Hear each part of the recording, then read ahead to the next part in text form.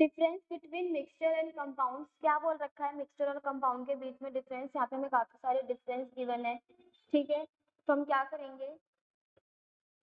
हम ये बोल सकते हैं जो हमारा ये मिक्सचर एंड कंपाउंड वाला टॉपिक है जिसमें मिक्सचर और कंपाउंड के बीच में डिफरेंस दे रहे हैं, ये हमारा बहुत ज्यादा इंपॉर्टेंट है जो एग्जाम में कितने मार्क्स का पूछा जाता है, 5 मार्क्स का। अब क्या क्या एस्पेक्ट्स लेने हैं, किन सब चीजों के बेसिस पर मिक्सचर और कंपाउंड को डिफरेंशिएट करेंगे। तो सबसे पहले दे रखा है फॉर्मेशन। फॉर्मेशन मतलब किस बेसिस पे वो फॉर्म हो रहे हैं।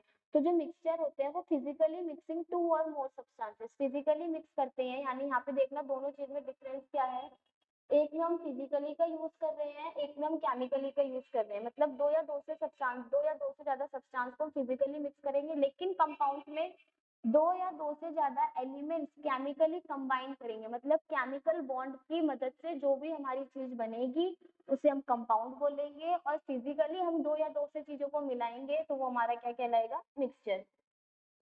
प्योरिटी की बात करें कि कौन से ज्यादा प्योर है, देखो जो हमारा मिक्सचर है उसको हम कैसे समझेंगे, इम्प्योर सब्सटेंसेस, क्योंकि हमारे इसमें दो या दो से ज्यादा अलग अलग चीजें आके मिल रही हैं। कंपाउंड्स हमारे क्या कंसिडर किए जाएंगे, प्योर सब्सटेंसेस। कॉम्पोजिशन के बारे में बात करें तो जो हमारे मिक्सचर का कॉम्पोजिशन है वो वेरिएबल हो सकता है, जिसमें अभी हमने चीनी नमक का एग्जाम्पल लिया। अगर हमें शिकंजी बनानी है हम उसमें चीनी के अमाउंट को ज्यादा कर सकते हैं, चीनी के अमाउंट को कम कर सकते हैं। लेकिन क्या हम कंपाउंड में फिक्स कॉम्पोजिशन ही रहता है, क्या हम CO2 को बना रहे हैं तो हम ऑक्सीजन का अमाउंट कम कर सकते हैं, नहीं, ऐसा नहीं होता। मतलब जो हमारे कंपाउंड्स हैं वो हमारे फिक्स कॉम्पोजिशन में प्रेजेंट रहेंगे, और जो हमारे मिक्सचर है वो हमारे वेरिएबल कॉम्पोजिशन में प्रेजेंट होंगे। मिक्सचर के बारे में बात करें तो जो हमारे मिक्सचर है वो हमारे होमोजीनियस भी हो सकते हैं और हेट्रोजीनियस भी हो सकते हैं।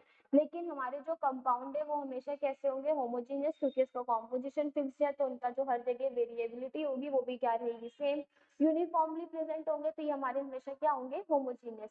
अगर हम इसके सेपरेशन मेथड के बारे में बात करें तो हम मिक्सचर को हमेशा कौन से मेथड से सेपरेट कर सकते हैं, फिजिकल मेथड से सेपरेट कर सकते हैं। ज्यादातर हम इसमें किसका यूज करते हैं, फिल्ट्रेशन का।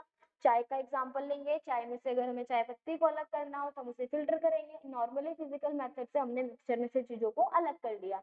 लेकिन हमें यहाँ पे कंपाउंड को सेपरेट करने के लिए केमिकल या फिर इलेक्ट्रोकेमिकल मेथड का यूज करना पड़ता है। रीजन क्यों, रीजन ये है कि जो हमारे कंपाउंड्स हैं वो एक दूसरे से केमिकली कंबाइन होते हैं, मतलब केमिकली जुड़े होते हैं। इस वजह से हमें यहाँ पे कौन से मेथड्स का यूज करना पड़ता है, केमिकल मेथड्स का यूज करना पड़ता है। दूसरा, retention of properties. Retention of properties मतलब जो भी हमारे उसमें कॉन्स्टिट्यूएंट प्रेजेंट है उनके प्रॉपर्टीज से क्या फर्क पड़ेगा। तो बोला क्या है, जो हमारे मिक्सचर है उनके पास जो कॉन्स्टिट्यूएंट्स होंगे उनकी अलग अलग प्रॉपर्टीज हमें आसानी से उसमें शो होगी। नींबू पानी के जो जो हमारा लेमोनेड बन रहा था शिकंजी में, हम उसमें चीनी का भी टेस्ट कर रहे थे, नमक का भी कर रहे थे, नींबू का भी कर रहे थे। मतलब जो हमारे अलग अलग कॉन्स्टिट्यूएंट है हर एक इंडिविजुअल प्रॉपर्टी को शो कर रहे हैं।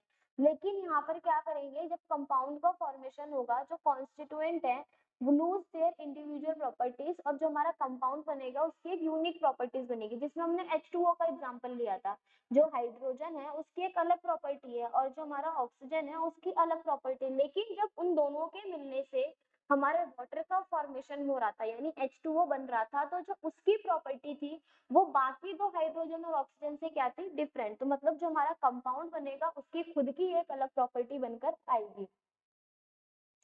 फॉर्मेशन ऑफ न्यू सब्सटेंसेस के बारे में बात करें तो मिक्सचर को मिलाने पर कोई भी हमारा नया सब्सटेंस नहीं बनता, वो डिपेंड करता है उसकी प्रॉपर्टीज के ऊपर। मतलब सिर्फ उसके जो कॉन्स्टिट्यूएंट है उसकी प्रॉपर्टीज शो होगी, कोई नया सब्सटेंस नहीं बनेगा।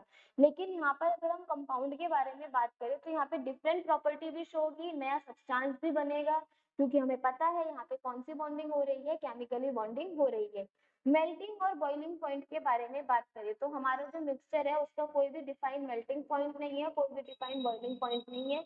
लेकिन जो हमारे कंपाउंड है वो हमारे केमिकली बॉन्ड है, तो उसकी कोई मेल्टिंग पॉइंट और बॉइलिंग पॉइंट क्या है, हमारे डिफाइंड है कि हमें इतने अमाउंट पे इस कंपाउंड को हीट करना है या मेल्ट करने के लिए हमारा उसका मेल्टिंग पॉइंट इतना है, इस कंपाउंड को बॉईल करने के लिए हमारा पर्टिकुलर बॉइलिंग पॉइंट इतना है। मतलब मिक्सचर के पास कोई भी melting point boiling point define नहीं होता, वही कंपाउंड के पास हमारा मेल्टिंग पॉइंट और बॉइलिंग पॉइंट डिफाइन होता है।